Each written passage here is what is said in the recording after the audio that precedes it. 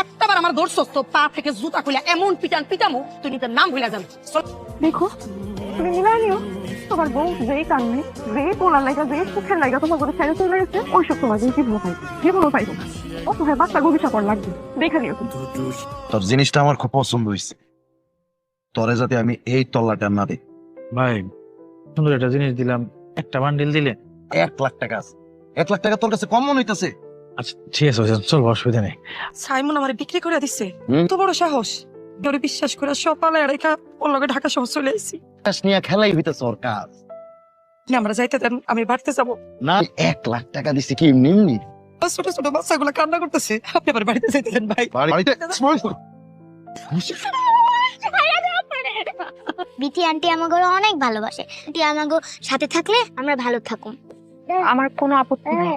সবকিছু যাই না শুই না, তুই এই বিয়েতে রাজি আছোস? জি সাহেব।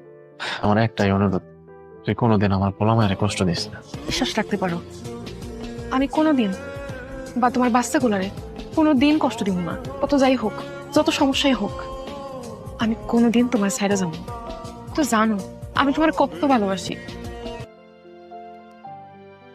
ভাইজান ক্ষুধা লাগছে, একটা রুটি দেন না। যা তো এখান থেকে। দেন।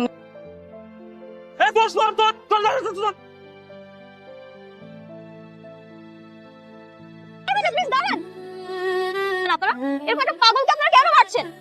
সামান্য একটা রুটি চুরি করেছে বলে আপনারা ধরে তাকে এইভাবে মারবেন? আমি অনেক অনুরোধ করছি আর একটা রুটি দেওয়ার লেগা।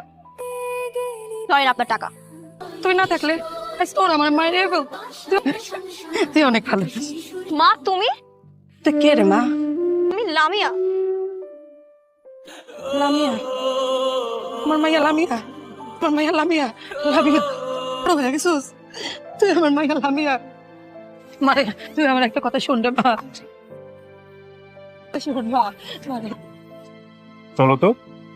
একবার নাসিমাত, তুমি, তোমার তো পাগলের মতো লাগতেছে। তোমার না খুব সুখে থাকার কথা, রানীর মতো রাজপ্রাসাদে থাকার কথা, তোমার এই অবস্থা কেন?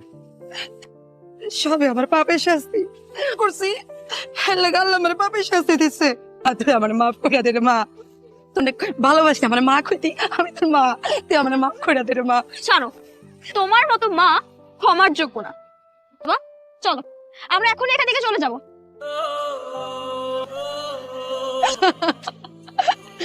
আল্লাহ